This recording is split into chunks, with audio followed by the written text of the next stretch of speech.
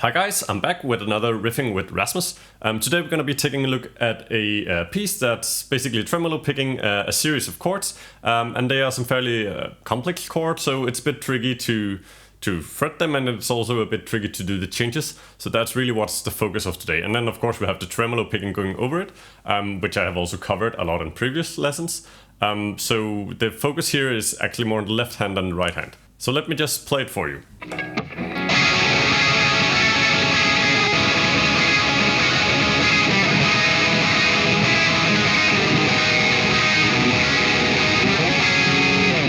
So this riff or this piece goes at a fairly slowly 90 beats per minute, which is something like this. But then it's a triplet feel, so it's 1 and the 2 and the 3 and the 4 end. So the picking we have is.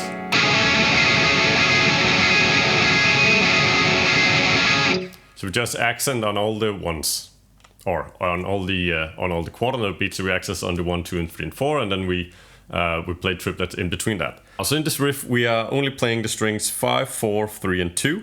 So we're not playing the top string, so we're never gonna strum that. So from a strumming perspective you want to focus on those 4 strings, not hitting the top string and not hitting the bottom strings. I'm playing a 7 string here, but same applies if you're playing a 6 string. You only want to strike from the 5th string up to the 2nd string.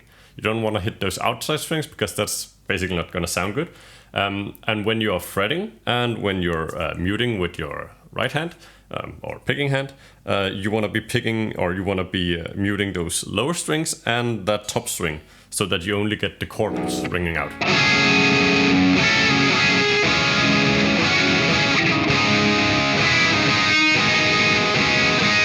So we don't want the top string to ring out or the low strings. So if I didn't mute at all, it would sound like this.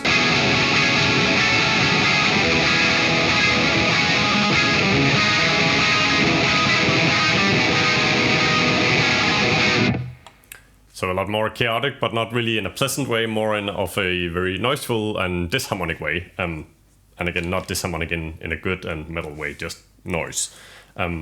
So let's get into the important part here, the chords we're actually playing. So the first chord we start with here, you could probably describe as a minor chord with an added ninth. So if we start putting it together, the main component is just a minor chord in a closed voicing. So what I mean by closed voicing is that the notes come as the root, then the 3rd, and then the 5th. So how you actually construct the chord, and they come in that root. So you have the root, the 3rd, and the 5th. Sounding like this. So what I'm playing there is I have my pinky on the 9th fret of the 5th string, my middle finger on the 7th fret of the 4th string, and my index finger on the 6th fret of the 3rd string. So sounds like this. And that is again just a minor chord in a closed voicing. How it usually is when we play our bar chords, it would be like this. So the root note is here on the 9th fret. So it's just a different way of playing the same chord. When you have these bar chords, actually what you have is you have the root, then you have the 5th, then you have the octave, and then you have the 3rd. But the 3rd is actually an octave higher than the root.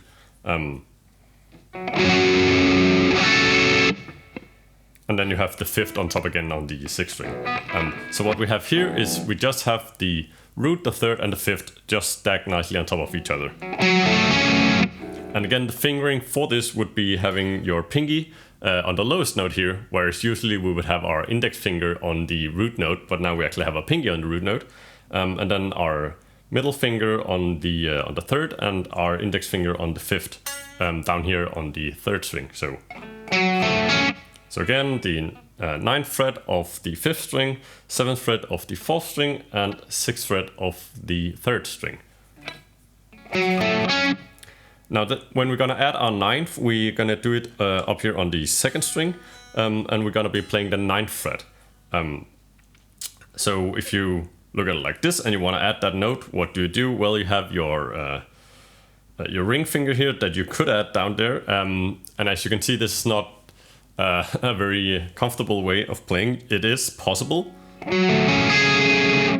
but it's not how I would recommend that you do it. Rather, you would switch around on your ring finger and your pinky, so that you now have your ring finger on the root note down here on the 9th fret of the 5th string. So again, those 3 first notes. And then we're free to place our pinky up here on top where we want. So we're starting out by placing on the 9th fret of the 2nd string, so that we have these notes.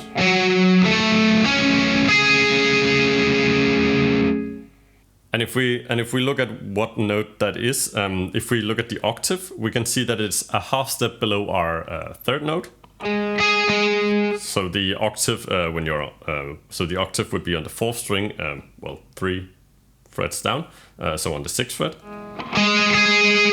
And it's right next to our 3rd, which we had here on the 7th fret. But it doesn't sound that disharmonic. Rather, it sounds a bit more kind of open and airy. So I think of this chord as something that could appear in an Emperor song. It does appear in some Emperor songs. That's where I got it from originally. So this is the chord we have. And this is the way we fret it. So we actually have our pinky on the top and our ring finger on the root note, and falling in this pattern. So if you're not that used to fretting chords like this, what I recommend is that you take a look at how you are holding your thumb on the back of the neck. So typically a lot of guys have their thumb fairly high on the neck, and then so when you are going to do chords like this, it's like you can, but it's not really that easy. It requires a lot of stretching and a lot of pressing down. So rather, my advice would be to move the thumb on the back of the neck. So have it roughly in the middle of the back of the neck. So if you have the back of the neck here, then your thumb should be in the middle, not on top, not in the bottom, but in the middle. And to go a bit further with that, where you should place your thumb compared to the rest of the fingers. So if your fingers are here, your thumb should actually be a bit lower. So have your thumb pretty much opposite your index finger. So my thumb is located here, and then my rest of the fingers are located above that. A lot of players would probably try and put their thumb somewhere in the middle of these 3 frets that we're using, but you should actually have it a bit lower. That way you can sort of pivot with the thumb and press down on the notes, make it a lot easier, so you don't have to squeeze, you just merely twist your hand to press down on the notes. And because, well, physics, it actually gets easier the further your fingers are from your thumb. So it's hardest for your index finger to press down. It's actually easiest for your pinky because it has more leverage with that twist. So this makes it very easy to press down with your pinky and your ring finger when you have your thumb here. So I have my thumb around behind the 5th fret or the 6th fret maybe.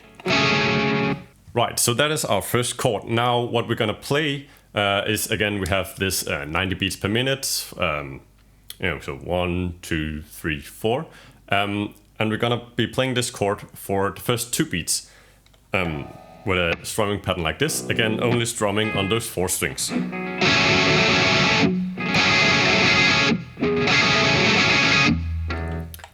And then we're actually gonna change the chord already on beat 3. Now we're not going to change to an entirely new chord, we're just going to change our pinky. So we're going to move our pinky up 1 fret up to the 10th fret. So that I actually now just plays the octave of the 3rd and it sounds like this.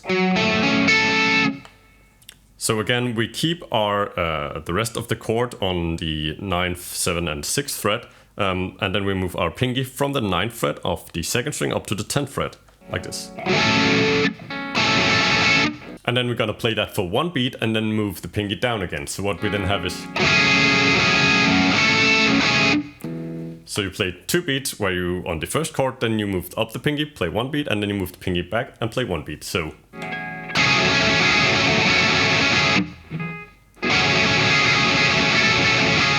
And if I just play the beats, it's...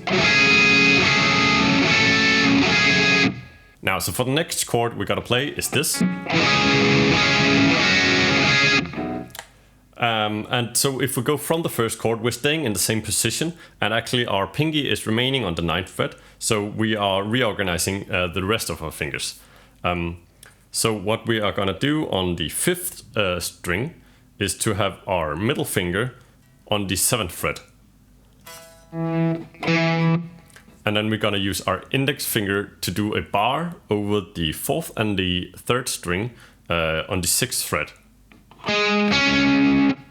So the 3 bottom notes will be. And then again we keep our pinky on the 9th fret, so we have. And if you look at this chord, it's actually a major chord. It doesn't have the 5th step, but it has the 6th here on the 3rd string. And then what we have with the pinky and the index finger on the 4th string is just the 3rd. So that is just a major chord, and then we add 6th by doing the bar. And the change will be like this. So if you try to hold one chord and then take the other chord, what you do is you lift your ring finger, then you take your middle finger, move it to a string lower, and then you take your index finger, and instead of just pressing down on the 6th fret of the 3rd string, you do bar, so you now press down on 6th fret of both the strings 3 and 4. So.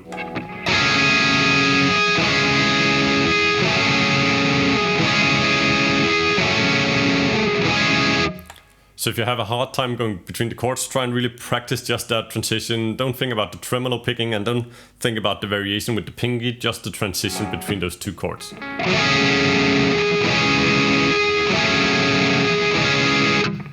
Now, with the second chord, we also have a variation with the top string here, which is the 2nd string. So we're gonna lift our pinky, and then with our ring finger, we're gonna push down on the 2nd fret of the 2nd string. So what we're doing is changing from having this major 6th chord to now having a major chord that also has the 6th and the 9th in. And again, I think these chords have a fairly open sound to them and airy quality to them. It doesn't really sound like a major chord, right? It's not like...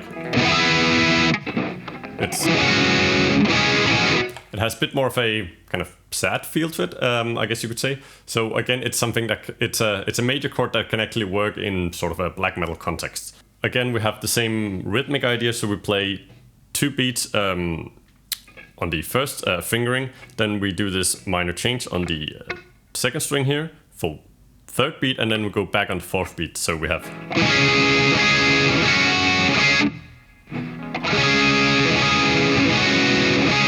And actually strumming it becomes.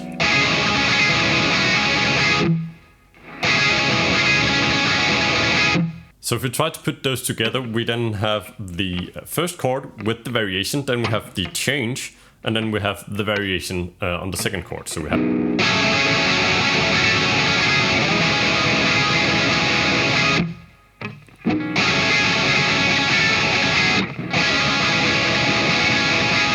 And the strumming pattern that we're doing with our right hand is the same all the time. So we're playing the same strumming pattern with the right hand all the time.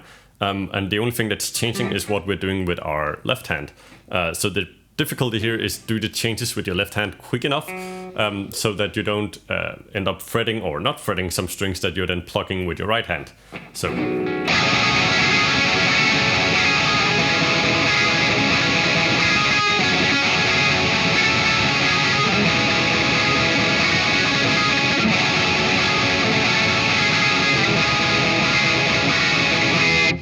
So that is the first part of this chord progression. And now what comes next is actually exactly the same, just moved down so that we now start on the 4th fret.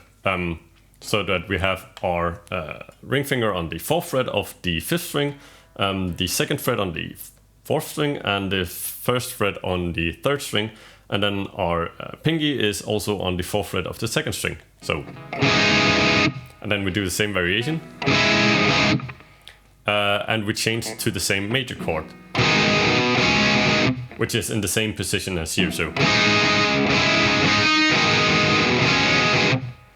And the strumming pattern also is the same for the right hand. So the second part sounds like this.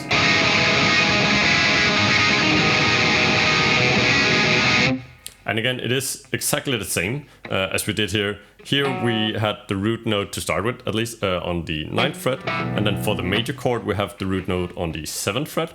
Now we just have the root note on the 4th fret for the minor chord, and on the 2nd fret for the major chord. So all in all, the progression sounds like this.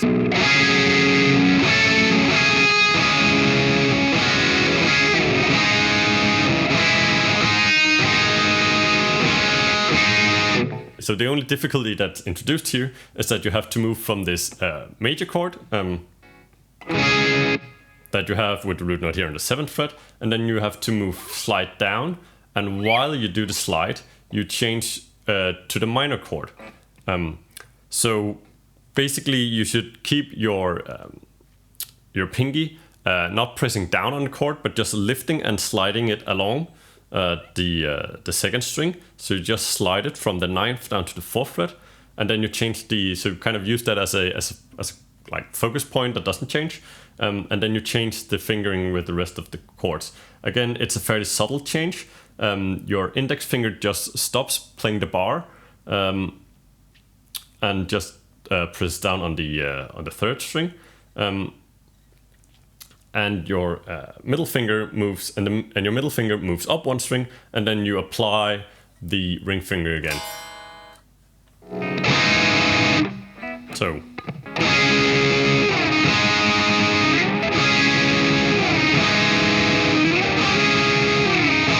So if we try to put the first and the second part together, what we end up is this.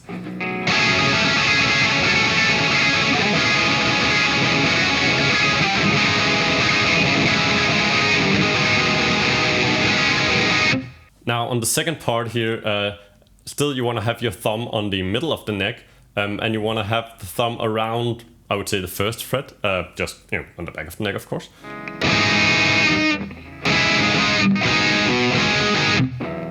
You may find that you need to slide it back and forth a bit as you change where the pinky is, but it should stay around the 1st and the 2nd fret. If you find yourself putting your thumb like above the 3rd fret, then well, I don't really think you're doing yourself any favors. Now, if you have a really hard time fretting these, be mindful of your posture. So when you're playing, so if you sit down, you have the guitar on your right leg, try and have your left arm follow your body so that the elbow sits close to your body, and you just grab the guitar. If your elbow is out like this, again, it's not making it any easier, but a lot of people have this habit to some degree. So you shouldn't really have a flying elbow. The elbow should sit fairly tight against your body, and then you just grab the guitar like that. And that is how it's going to be easiest for you to have the amount of freedom with your left hand to do these things. Another thing can be that some people have, when they sit down, the guitar sort of slides down in front of them, also because then it's easier for them to look at the fretboard. But then again, you really have to get your hand around. So make sure that the guitar sits nice and vertically, that it's not slided down in any way, because then it's going to be really hard to get around here. When you sit and you look down at the guitar, you shouldn't really actually be able to see the fret markers. You should just be able to look at the fret markers here on top of the fretboard. So you shouldn't really need to do this. So sit with a straight back and be able to look at the fretboard where you can't really see the actual fretboard. You can just see the top fret markers. Now, if you still find that you're struggling with fretting these chords, what you can do is change to the classical position. So when you sit here, you have it's not that easy to reach around with your arm. So in the classical position, we move the guitar from a right leg to a left leg. And typically, it would also be a good thing to have your left leg on top of something, so like a thick book, or I actually have a kind of footrest thing that I have my foot on, that just allows the guitar to have a bit more angle. So now we have the guitar angled up a bit more, and it should sit fairly secure against your body, straight in your back. Again, your elbow here should still be straight flush against your body, but it should be much easier for you to fret the chords now. because you don't have such an awkward angle with your wrists, so your wrist much more naturally kind of follows the neck of the guitar.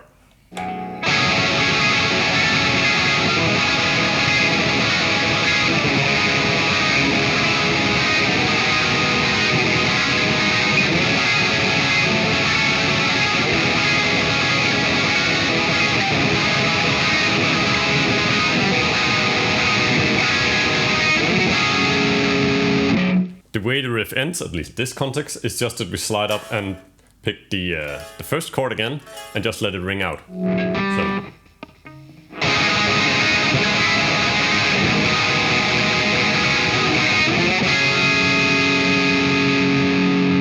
So as always, I hope you learned a lot of things from that, and hopefully also some stuff that you can use in your own songwriting.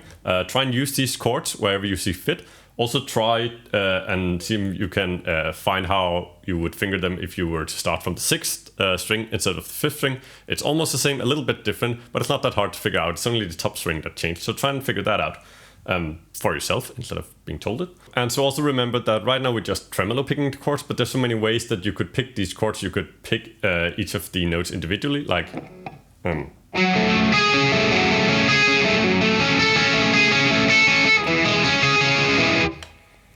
But you can have some sort of strumming pattern that's different and has a different rhythm to it than just the tremolo picking I was doing here. So really try and play around with it and see what music you can write with this.